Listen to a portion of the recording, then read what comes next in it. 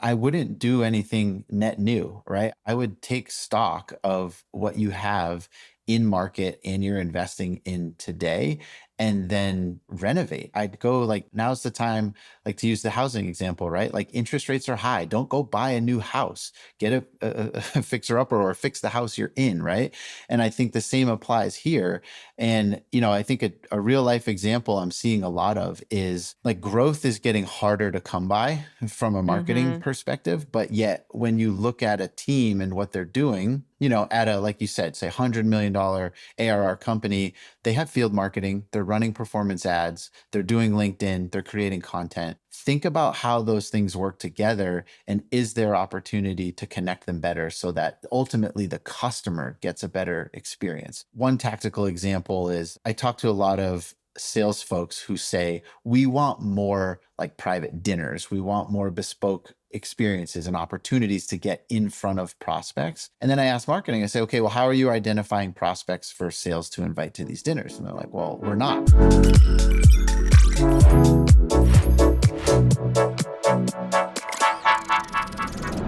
Hey, Steve, welcome to GTM Live. Thanks so much for being on today's show. Hi. Yeah. Thanks for having me. Yeah, we're just recording now, but we've been bantering back and forth now for a few minutes, and it's been fun learning a lot about Steve's agency, 12th Agency, and looking forward to having Steve on the show today. A little bit of a background. So I had posted something on LinkedIn maybe about a week or so ago.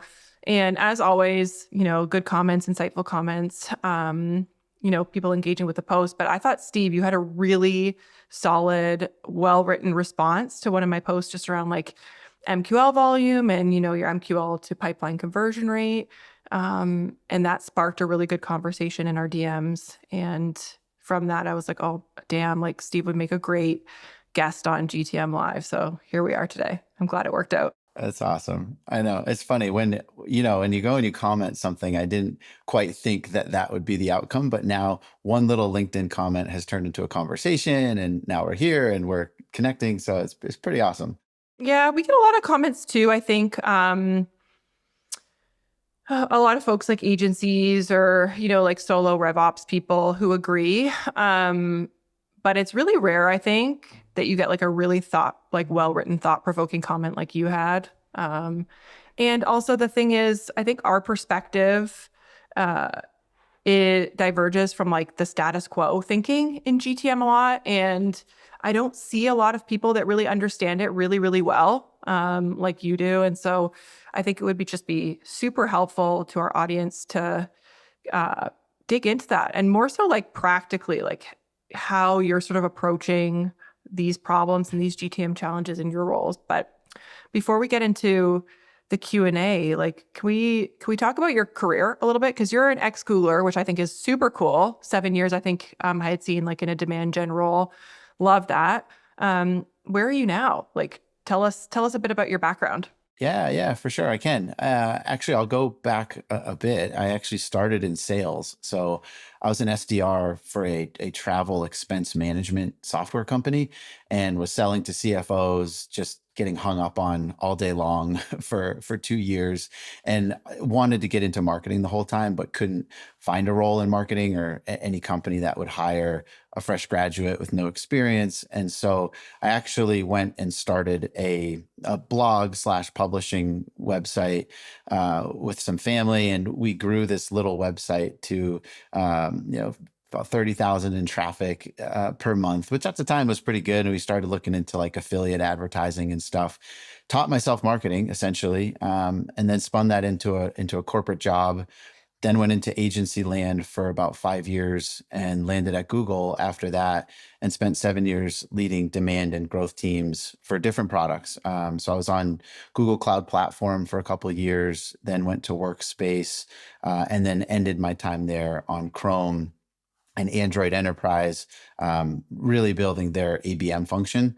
And so that's where I developed this kind of passion for ABM, but also a real conviction that this is the way to do it. And we had built this best-in-class program at enterprise scale. And last year, when I left corporate world, I thought, how could I transform all of those principles and tactics and learnings into something that's applicable for more of a growth stage company, and a company that could derive some real value from ABM. And so that's where I landed on 12th. 12th is actually a reboot of a agency I tried to start 15 years ago, which was called 12th Street Digital. So I shortened it, modernized it, and this is the reboot of that. And yeah, we essentially do ABM for growth stage technology companies. That's awesome. The dream never dies. It just comes back in a different form that you didn't know That's get right. gone.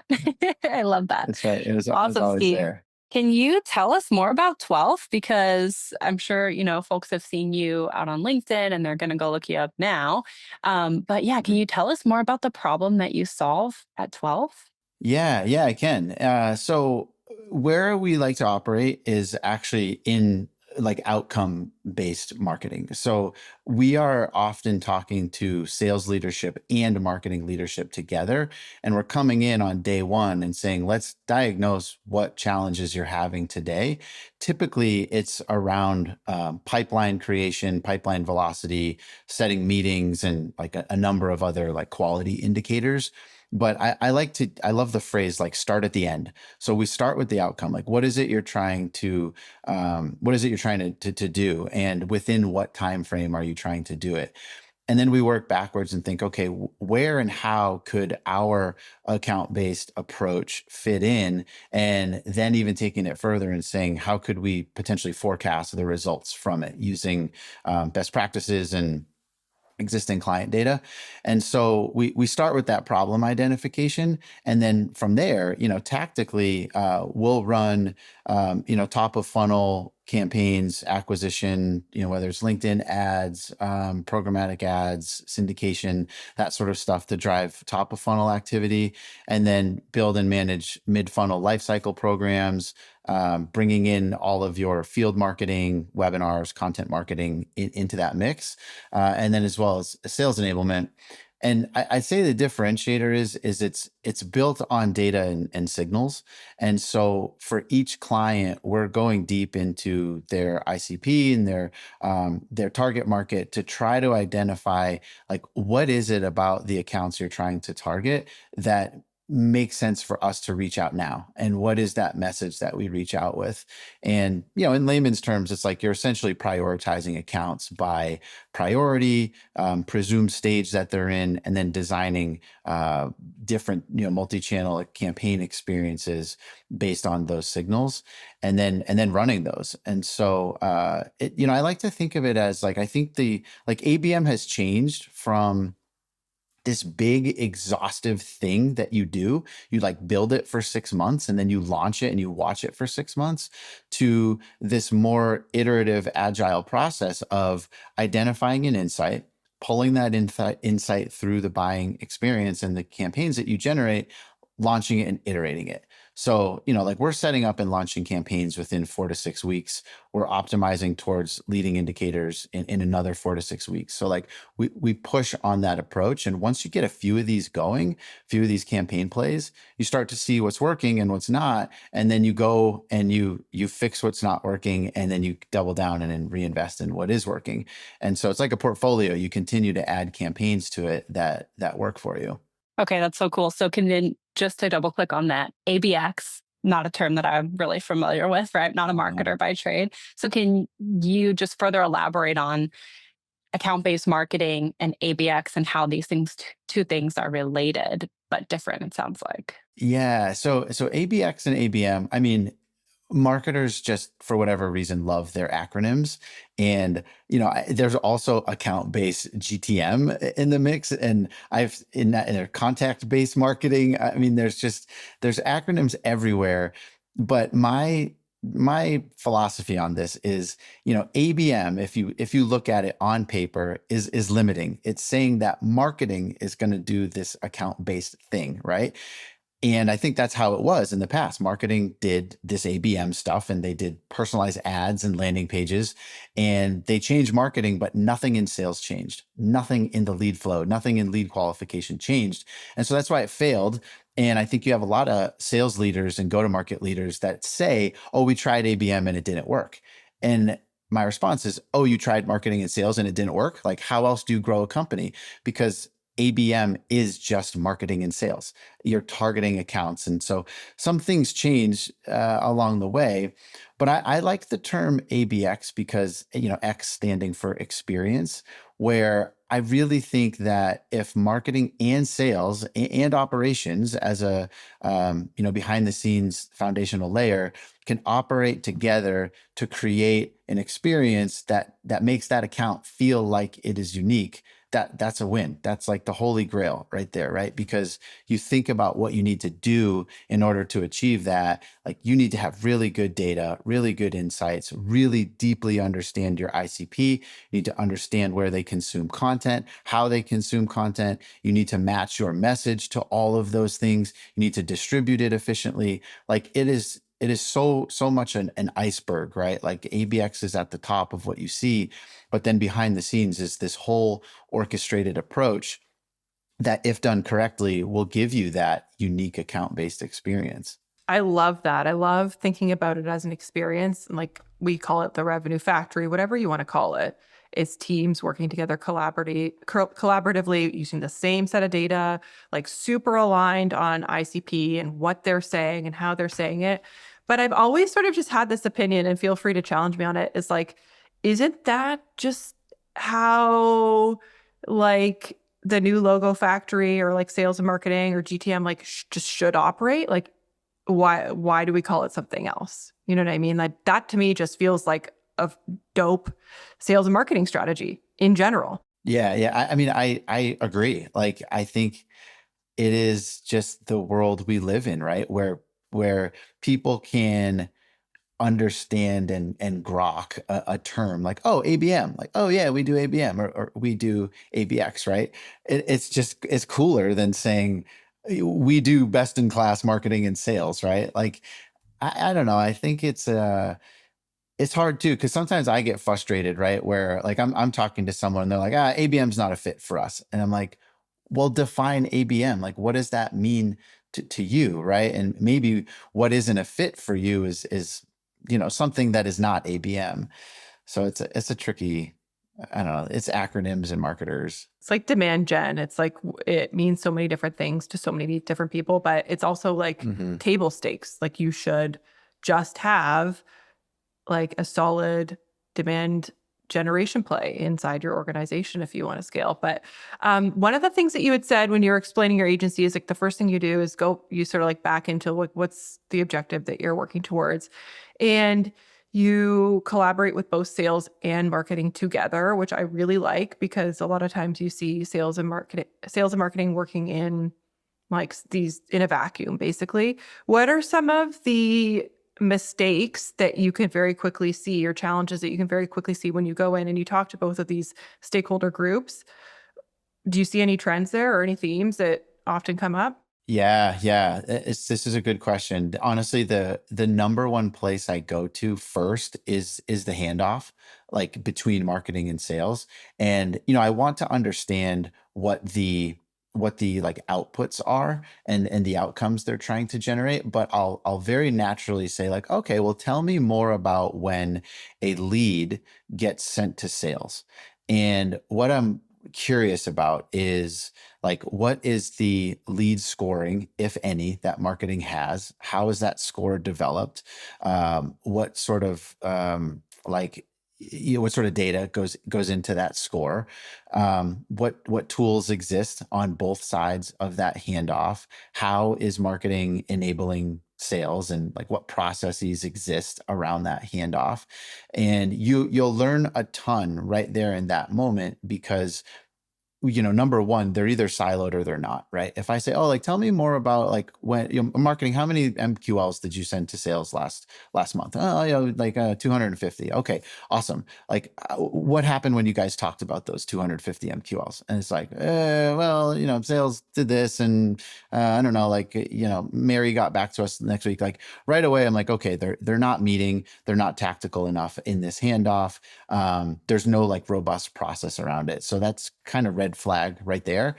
And then from there, you can, kind of like incrementally go up the marketing chain or down the sales chain with your questioning.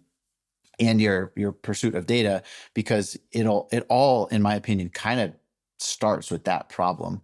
And you'll learn from there like how bad the root problem is, and which is then typically informing what the symptoms are that you're seeing, right? And like an example, a symptom could be maybe their SQL rate is below what they want it to be, and the symptom is like the SQL rate is low, and the blame typically immediately goes to, all right, the marketing, these leads are low quality. And then marketing says, well, no, like SDRs aren't following up and using our scripts. Mm-hmm. But meanwhile, the Yeah. scripts aren't good anyways because they don't understand the ICP. And so like, you start to peel the onion back, but from that middle handoff point. And I also find that like the data doesn't lie, right? We see so often that marketing actually is prematurely sending leads. Like Mhm. very commonly we see this to sales. And even though that there are SLAs that require a rep to call them within a defined period of time, they stop doing it because they already recognize like these leads are garbage. So I'm just going to, stop prioritizing them. And I agree with you. We call that messy middle, that gray area between sales and Mhm. marketing, the pipeline black box, because it really is like where leads go to die because they fall off and then we just never surface what actually happened. So I really love that you're making that a priority to really start and zero in on that and uncover what's actually happening there. Mhm. Yeah, I love the term the messy middle. It often, and I actually just thinking out loud here, like it's it's almost always messy at some point. Like it either starts messy and you have to clean it up and organize it, or it becomes messy because maybe you're growing faster than expected. But at some point you have to continuously go back and improve that messy middle in order to make Mm-hmm. everything else prosper. So it's almost like we should have a sticky note like on our monitors, like messy middle, and like once a week or once a month, whatever. Just think about that. Like, is this as optimized as it could be? Yeah. I talk about my experience being a VP of marketing in a Series B company because not unlike many companies in this space, there is a lack of alignment between sales and marketing. And I definitely felt that in my own organization. But um, close to the time that I exited the company, we really started to get that alignment. And when we did, it was literally Hmm. aligning on a single source of truth and sitting down in a tactical meeting every week, scrutinizing that messy middle, and like sales gives feedback, marketing gives feedback, and we learn in real time what's actually happening. And once we started to do that, um, the alignment that we built and the cohesion that we built across both of those teams changed so much because it was no longer an argument of marketing pointing fingers at sales, saying you didn't pick up this lead fast enough, and then sales pointing fingers at marketing, Yeah. saying like, oh, we sourced this. Why are you taking credit for this lead? And whatever other bullshit that comes up, once you actually sit down and look at that data and start to have conversations around it, I feel like it really like carves out this path to be successful in an organization. And I love to see that. Yeah, I mean, I couldn't agree more. It sounds like our, arrival on this thought or this principle was the same in that, when I was running demand for the Chrome team, we had, I started as basically a team of one and built up the demand function, and along the way, figuring out how to work with and support sales was a challenge for a good like 18 months. And then we continued to invest, and this was during COVID when budgets were available, and so we were growing and scaling like crazy, but meanwhile ignoring that messy middle space. And it put real strain on the funnel, quantitatively, but also with the relationship with sales. And it wasn't until I basically like undid the whole thing and went to like the VP of sales at the time and was like, our teams need to work together. Like, I need someone on your team who's like, head of BDR, SDR, working with me day and day. And then my team and their team, like meeting regularly. We need at least one sync per week. And we ended up having two stand-ups, like digging into all the data. And that took some time to get going too, but it wasn't until I saw that working where I was like, oh, all that stuff they say about marketing and sales alignment, it's actually true. You do need that. And it is this intangible thing that's so critical. Otherwise, I don't see how you can operate a go to market without it. Wow, this is fire. I had no idea that a company like Google would have struggled with something so similar that we Yeah. see every day. So that is My thoughts too. very, I just have to take that Yeah, I mean, input.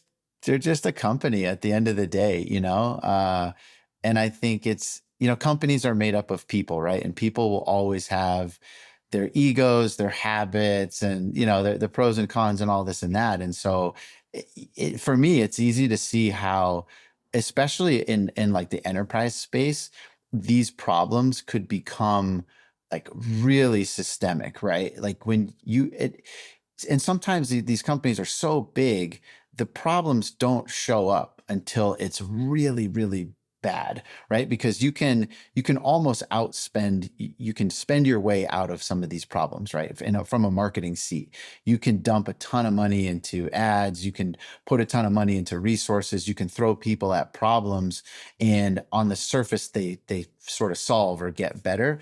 But with the stuff we're talking about, where you're trying to build an enterprise grade funnel, like eventually that thing breaks and you end up with like a house of cards, I used to call it. And it's like you just keep throwing these cards on top, and the foundation is still really not strong.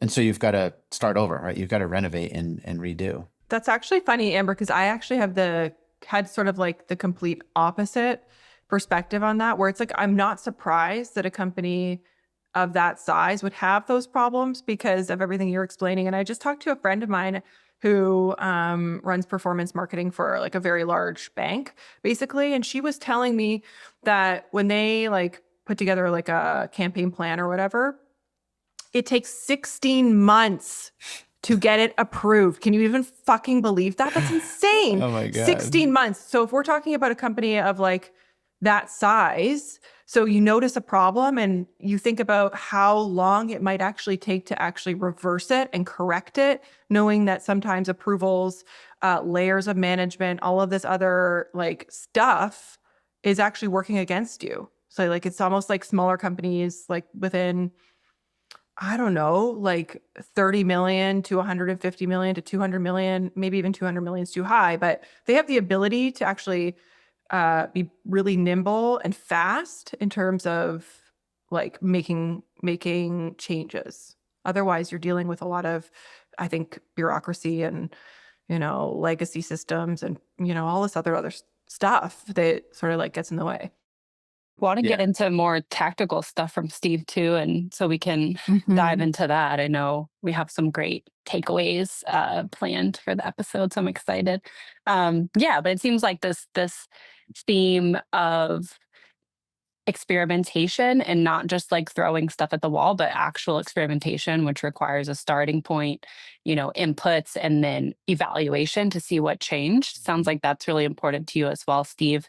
And we hear a lot about like, loops. HubSpot just came out with their loop marketing as a way to sort of like replace the flywheel, which is interesting because it's like a lot of these things are easy to talk about, but then what we're trying to do more at Paceto is release the information and share the information about how do you actually accomplish some of these ways of evaluating your performance. And so excited to get more into that. But Carolyn, I think you wanted to dive more into the story of what brought us to Steve. Cool. Yeah, I can do that for sure. So I had posted something maybe like a week or two ago. And my post opened up with this. A CMO told me that their MQL to pipeline conversion rate was 2%. They wanted to use a certain type of tool to tell them what they should be doing to increase that percentage. Okay, we see that all the time. And I asked, what about the other 98%? I saw a comment from Steve saying, it's like flipping your conversion rate. Instead of analyzing your 15% SQL rate, go study the 85% rejection rate. You will learn a hell of a lot more, but you need to have your CRM objects in order, right data fields, and sales hygiene. Otherwise, you find a giant bucket of rejected leads with no insight. So that's the backstory of how Steve and I sort of got into the LinkedIn DM conversation. Yeah. So can you tell us more about that, Steve? Like what led you to think about go-to-market data and performance this way? It really does feel like flipping it on its head, right? Because we all want to focus on what's working. How do we get more budget or reallocate? Like what's working? How are we winning? How are we winning? But well, there's a whole lot of stuff that's usually not working. And so how did you land at that? Yeah, yeah. I guess, yeah, for starters, I got to give your crew some kudos. I've also been a fan of Refine Labs and Chris for a long time, and like at the time when I was running these demand gen programs, I guess it was a result of kind of three things. Like one, recognizing that we as a team were like doing more and more and more, but not seeing the incremental improvement as I would suspect, right? Meaning like putting more budget into things, more people on the team, more campaigns, more vendors, but yet the MQL rate stayed the same. It's like, this doesn't make any sense. Like, why are we not finding and acquiring, better quality contacts, right? We were acquiring a lot more contacts, but not necessarily better quality. And so then it's the other input here was I was in the process of making a really big pitch to like basically double my team, and I wanted to hire a bunch more full-time operations folks, like marketing ops, data analysts, a data scientist, and I had this vision for what the funnel could become if we became really strategic with the data. And so I was making this pitch, but meanwhile I had been on a bit of a spending spree, and now I'm asking for more. And so I started down the path of developing this narrative of like, well, if you gave me these resources, which have a OpEx of Y, here's what I think I could do improving the funnel. And as I started building that narrative, I thought, well, shit, I actually really do need to improve the funnel. So like, what am I going to do? And somewhere, I think it was like in a conversation with sales, we had learned that when we looked into the rejection reasons of that 85%, or it was like 60 or 70 or something like that, there was a whole slew of data that we had never looked at. Like, and it was in Salesforce, it was labeled rejection reason, but each one had a field, each field had a definition and some more insight into it. So that got me thinking like, oh, well, what if we reduce that rate from say 80% to 60%? That would then improve the MQL rate materially, a couple percentage points. And at enterprise scale, a couple of a percentage points improvement could be tens of millions, if not hundreds of millions of dollars. And so I was like, aha, this is my idea. I got to run with this. So I like weaved all these things together for this big ask. And this is what we were going to do in the funnel. And then we were going to improve these rates. Like that was kind of my main headline in the deck was like, what if the MQL rate was 25 instead of 15, and materially we changed it, right? Not just adjusting lead scoring to like send more MQLs and like hit the volume. So that's kind of where it came from. Yeah, I have to clarify that because I honestly, I've done that before, right? You're in a pinch and you're like, oh shit, I need, I'm short 100 MQLs. If I just dial this score down a little bit, I'll hit my target. Don't do that. If you're a marketer listening, don't ever do that. It'll always come back to bite you in the ass. But yeah, that's where it started. And then, I'm happy to go more into the process in which you actually move that, right? Quick follow-up there. So in that example, where did you focus? So you said, hey, we've got 85%, I think you said, not qualified, disqualified rate. And so then how did you narrow in to say how we're going to move this by turning this lever versus this other one, for example? Is it a sales enablement problem, or is it a marketing targeting problem, or was it a little bit of both or something else? Yes.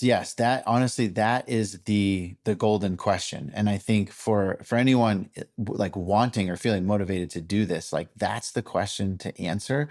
And from my experience, it was actually a lot of all of the above. It was everything. And so some real examples, right? When we started, actually, I'll tell you, it started from the SDR team giving feedback saying like these leads won't pick up. They won't answer our emails.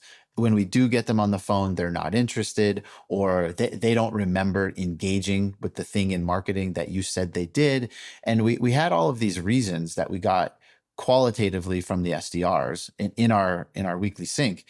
So that then kind of put marketing on our heels a bit. We were a bit defensive and saying, no, like this is who we're targeting in all of our campaigns. This is who you told us to target, yada, yada, and a little bit of back and forth. But what it got me thinking was, okay, where can I find actual data on this? Not just, opinions between the two teams. And that data existed in that rejection rate. So it was a label, a field in Salesforce that every time an SDR made a call or an email, they ran their cadence, right? The steps that they had to execute. And then at the end of that, they either qualify and they progress, or they reject, or they decline. There's a few steps they can take, right? But I was most interested in that rejection rate. And when I looked at all of those fields, we had like 12 or 13 different rejection reasons, which one I was like, this is madness. How does an SDR pick one of these? They're moving fast. They're, just trying to move on to the next thing. So that was a problem. And then the other problem was that there was a few of these reasons that kept popping up over and over again. And like one of the big ones was called, it was like not a fit, which kind of broad, right? Like, what does that mean? Not a fit. So we dug into that more, and the SDR would tell us like, oh, this is a good lead. They're a VP of something. They have responsibility, but they are not the person I can sell to. Like, I can't sell Chrome products to this person. So that was a huge aha. And this was kind of along the journey of ABM where, in marketing, we felt, well, you should still call that person, like run discovery on that person, see what you can learn, use that as a way to get into figuring out who the real decision maker, now known as multi-threading, right? Like this is before I even knew what that word meant. And so that became like a huge aha, because then we could go up into marketing, into targeting and all the campaigns. And we found that we were spending millions on acquiring these influencers, which sales wasn't equipped to sell to. So then we learned like, okay, SDRs aren't using the right scripts. They don't actually know how to do this multi-threaded sale. These are just churn and burn SDRs. Like they get them on the phone, they run a BANT script, and then they progress them forward to an AE. So the whole thing was insightful in that we learned like, yeah, Salesforce wasn't set up great, process issues on the SDR side, targeting issues on the marketing side. And that sort of started to unravel the whole thing. Wow, you're amazing. When you're saying this, I'm like, this is such a great, like, practical example of that illustrates what we talk about, which is there's just so much nuance and like breadcrumbs of insight in that data that most companies just don't even acknowledge. That's amazing. There's so many Mhm. micro feedback loops that are happening inside your engine. And I feel like what Steve, you just gave us an example of, here's how we honed in on a loop that was happening, right? But we couldn't see that our efforts on the marketing side were not, like, why were they not converting? And so you did some, it sounds like, internal customer interviews with the SDRs. You did, a lot of data. I'm sure it was a lot of manual data hauling that you did too while you were creating a case for this. So thanks for sharing that. And hopefully it's helpful to our listeners as well. Quick pause before we go into the next topic for Steve is very practical, right? You can go into your CRM right now and go look and see what's happening with the prospects that your team is working. And you can go look and see, maybe you have a disqualified reason, maybe you don't, but go look and see and double click on that, or get someone to pull the report for you, and you can inspect for yourself. Does this match what you're actually seeing in the call transcript, the email history, et cetera? Does it match, first of all? Is it consistent? And what are those little micro stories that you can find to tell you what's happening in that feedback loop? Because what we tend to see people doing is reporting on, oh, we had a 12% conversion rate to SQL. That's it.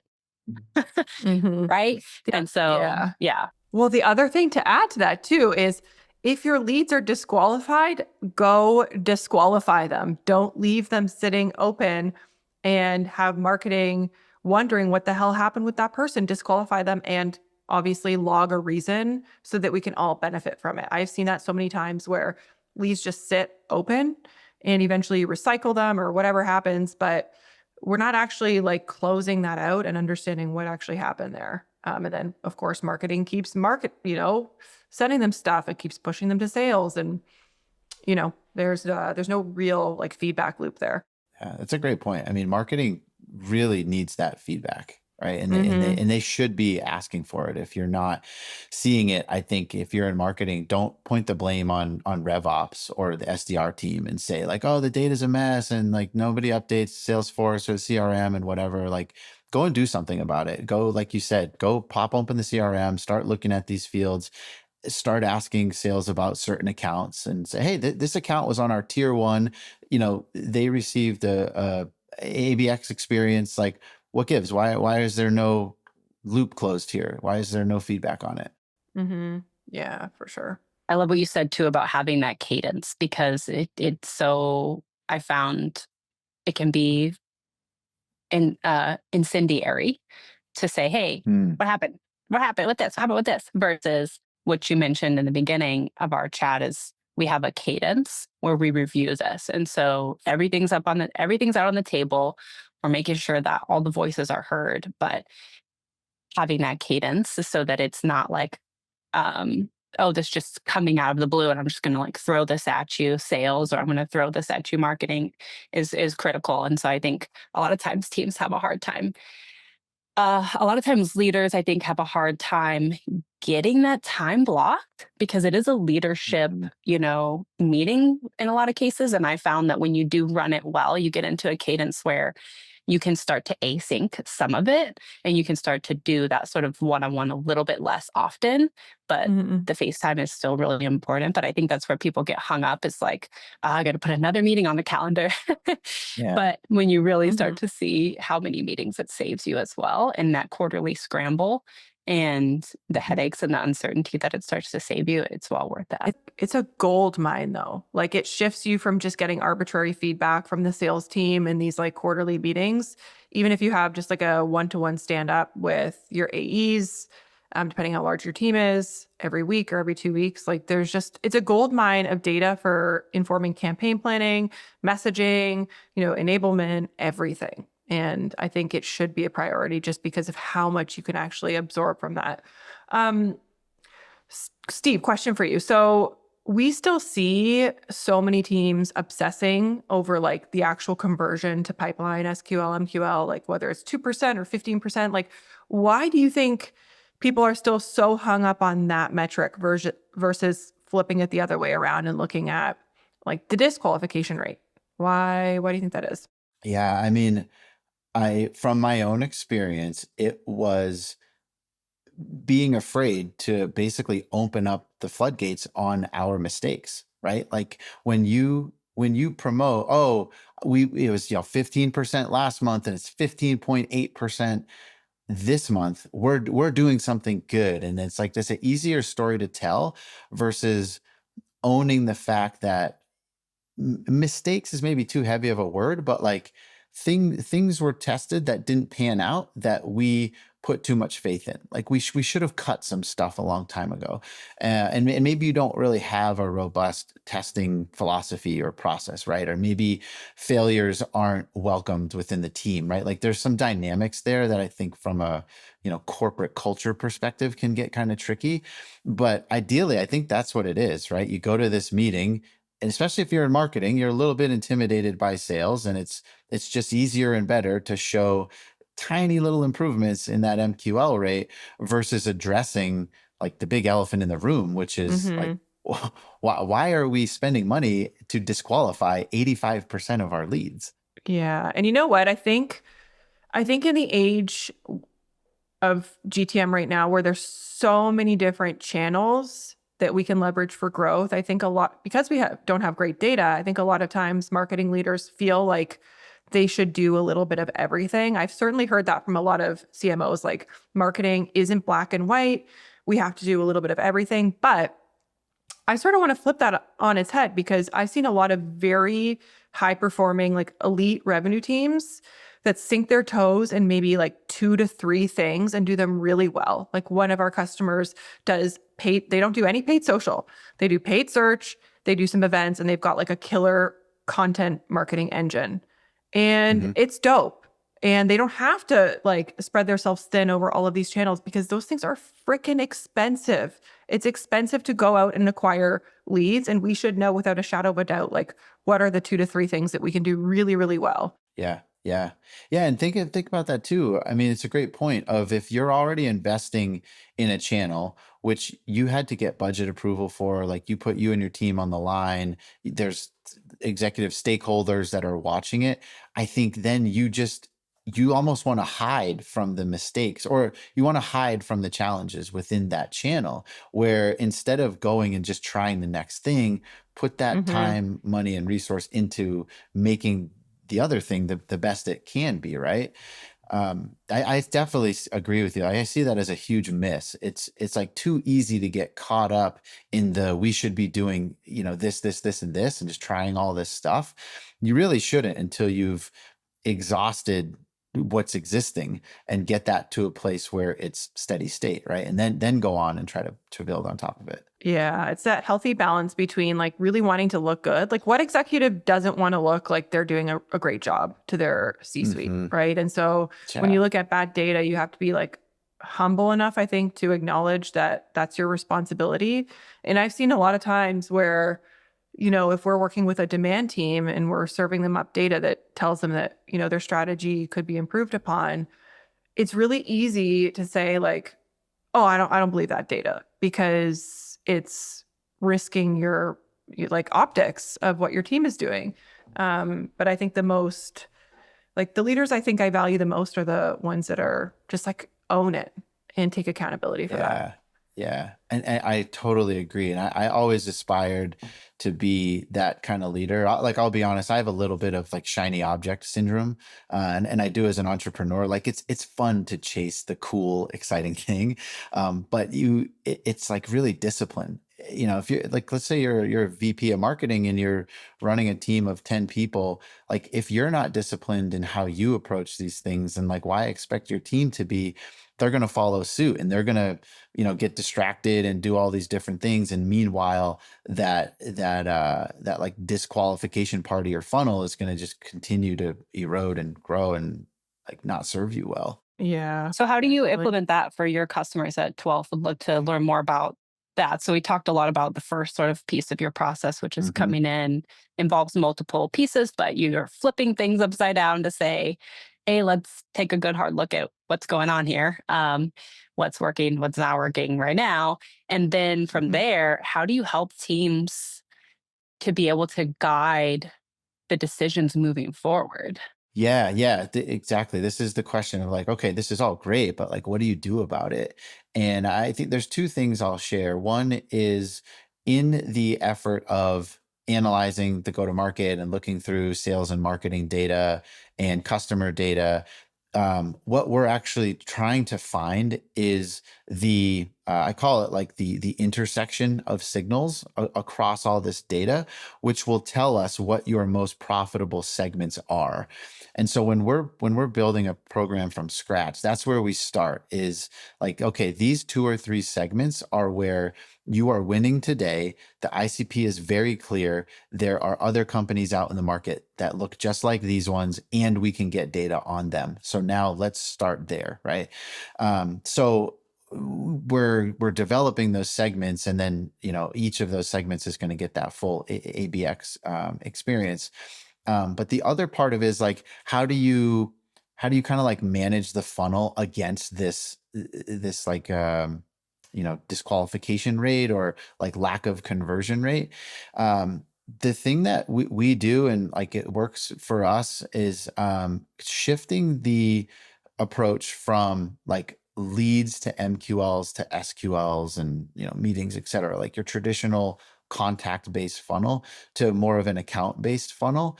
And so what we do is actually map all of the accounts in our target account list by stage, and we define each stage. So awareness, for example, might mean that early stage, top of funnel stage, they've never received any contact, they've never engaged with anything, never received anything, they're completely cold, right? Whereas maybe an account that is marked as engaged, they've consumed some marketing, They haven't really converted into a sales conversation yet, but they're doing something, right?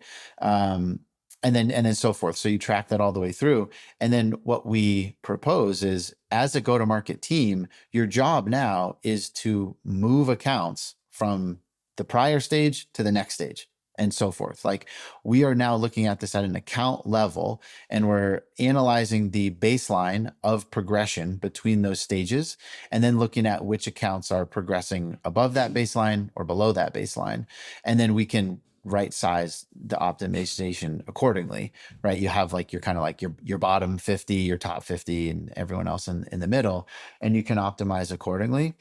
And a lot of the infrastructure they might have in place, like lead scoring and that sort of stuff, can still exist, but we're moving away from looking at it at an individual level and more at an account level of like, what does the engagement profile look like across this account? Like, who within the account is engaging, and who that is engaging is more important than others, right? If we can get our decision maker engaging, that's worth more than end users, influencers, that sort of thing. So it's a bit of like a mental shift and a process shift towards looking at it that way. Okay, awesome. Yeah, I can see how that's very different than the way that we see a lot of companies running that generic sort of nurture sequences, Mhm. et cetera, on the Mhm. contact base level. So, I'm reminded of so when I was trying to like hack together a solution for fixing this temporarily when I was in house, one of the things that we did was at the account level, like score it. Was it like a red, green, yellow account? And then I'm just thinking about how we automated some of that. So at the contact level, the engagement score sort of like drove um the account score. I'm just thinking about my own experience, but what that's sort of reminding me of, not that I would ever suggest sort of like just doing this as a side of the desk fix, because I think that's really hard, um, is just the importance of data hygiene in general, which I think a lot of times sales teams and people are just like, I don't have time to clean the data or to maintain the data. Like, my job is to be here to sell. What is your point of view on that? Both of you guys, like Amber and Steve, I want to know what you think about that. Yeah, go ahead, Amber, if you want to start. That was I don't really know whose perspective that was from. I guess like uh, uh in any organization that wants reliable data, like there is some level of manual work that goes into that, right? Like not everything can be automated. operator in the house. Yeah. So I feel like it's a living system. That's how I think about it. And leadership often takes this approach where, to no fault of their own, they sort of try to set it and forget it in terms of like your Mhm. measurement systems and stuff like that, but it's alive. So you got to have somebody looking after that.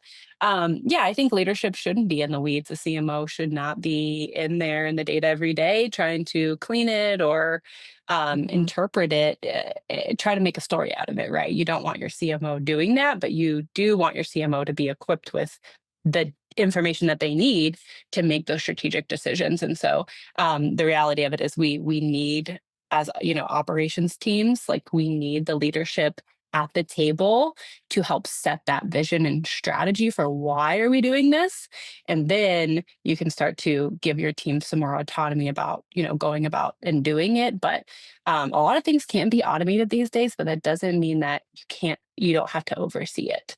So Mhm. yeah, I'd say it's a leadership level decision as to why it's a priority and why we're looking at the metrics that we are and what they even mean. But from there, it becomes easier for your teams to justify the maintenance and make that a priority to look back and see Mhm. what these experiments are showing. What about you, Steve? What Yeah. do you Yeah, think?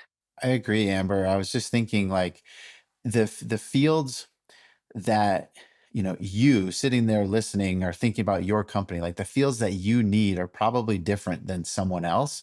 And to your point, uh is leadership aware of what those data requirements are, and can they, or are they in a place to support that? Because you do need, I think on both sides, like two examples come to mind, but my a story about the rejection rate or the disqualification rate. Like that was a super critical field that we needed SDRs filling out accurately for every single lead that they touched. And I needed the VP of sales to enforce that top down and say, like, if you do not fill this out, like you're not meeting your SLA, this goes against your performance. Like this is a critical field, right? On the marketing side, I think we often get like lazy in some of the basics, like campaign nomenclature, right? Like especially if you're doing this stuff at scale and your UTM's are a mess, or campaign codes or IDs, however you're doing it, are a mess, and then you're pushing all that into the CRM, and then you're trying to do analysis on it, which you're going to get asked for, and you can't because like all of the nomenclature's a mess. Like that's sort of inexcusable. Like go and fix that data on the marketing side if you're going to ask sales to fix things on the sales side. And then, if leadership is aligned, like you said, Amber, they should be enforcing that, not like clicking around in the CRM looking at, ID 1 versus ID 2 and that sort of thing. Yeah. Oh man, we see that with UTMs all the time. So low tech, so important. Like Uh-huh. just be one of the I most know. underutilized.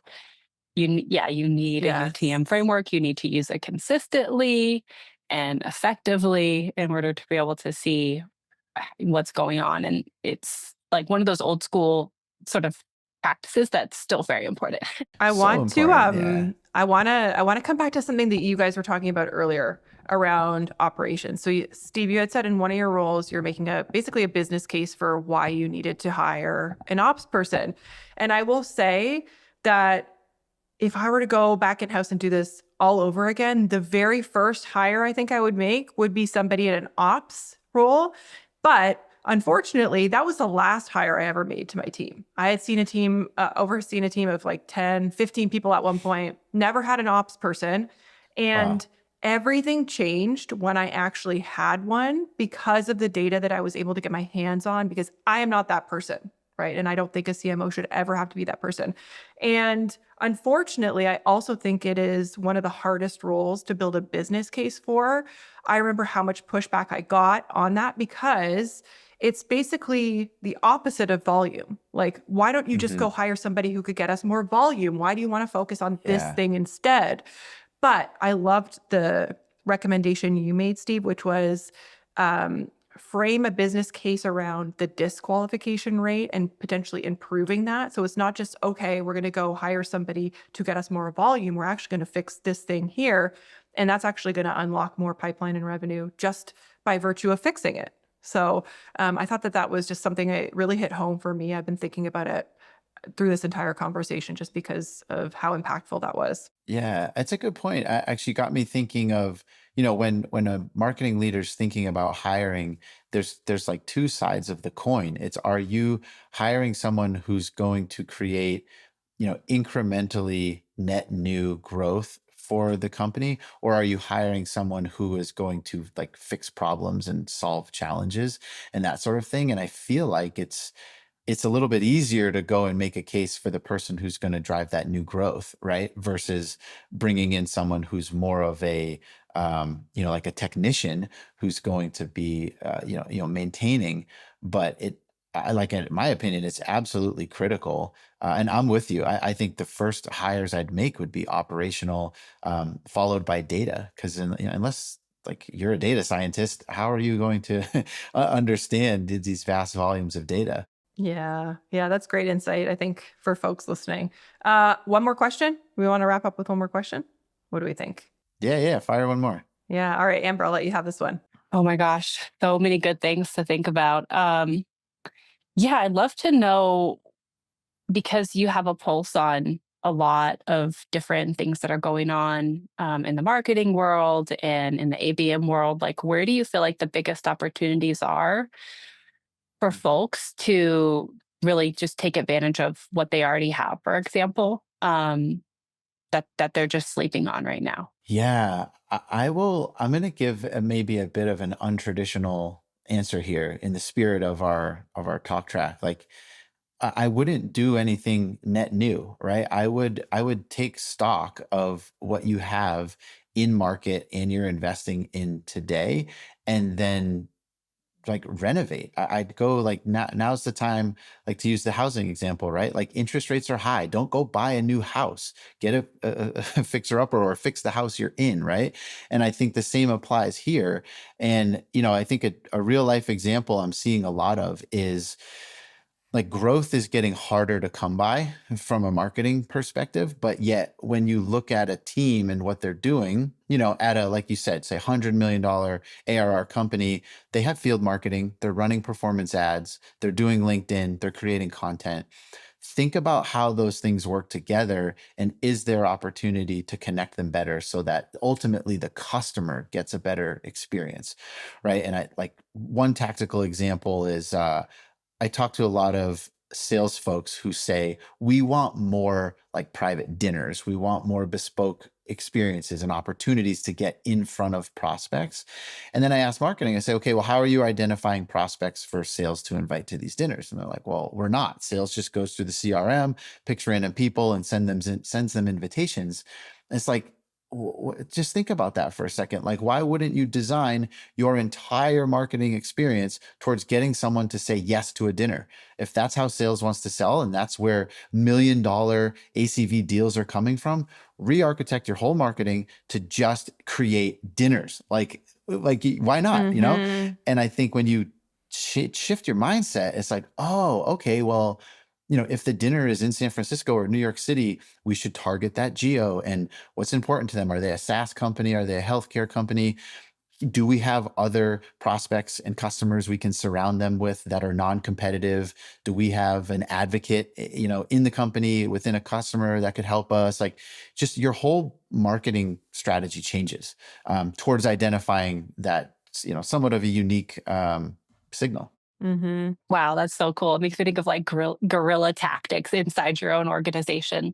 And I love that. So if you're in a position, as many are right now, working on next year's targets and growth goals, and maybe you have a CEO telling you like, hey, we got to increase our MQL volume by 30% or what have you, just remember that you can also use Steve's approach, which is to say, okay, and also look at this. And if we improve this, for example, disqualification rate by a fraction of what we're currently seeing, that would actually do more or the same as investing and placing our bets out here to try to drive more volume top of funnel. So we learned so much from you today, Steve. Thank you so much. But before we let you go, where can listeners find you and anything exciting that you have coming up that you want to tell us about with 12th? Oh, geez. Yeah, find me on LinkedIn. I'm very active there. That's where we all met. Send me a message too. I love just chatting and shooting the shit with other marketers. Let's see what's coming up. If you are in Colorado, I co-host a monthly meetup in Denver in Lodo. It's all software technology marketers. We're doing a panel in October. We talk about marketing and AI and some other cool topics. But we do these meetups every single month. Me and my partner, we buy the drinks and food and host the space. You just get to come and hang out. It's not a pitch. We're just literally hanging out. So send me a message if you're interested. Would love to meet some people in real life. Very cool. I love that. Yeah. I'm telling you, I think meetups and like in-person interactions are like matter more than anything now, which it does. Very cool. We're all craving it. So we're trying to meet them there. Yeah, for sure. Well, I love that. Steve, thanks so much for coming on today. Folks, I hope you enjoyed this episode. I certainly did. I thought it was a great conversation. So appreciate your time and catch you all again soon. Yeah. Thank you guys.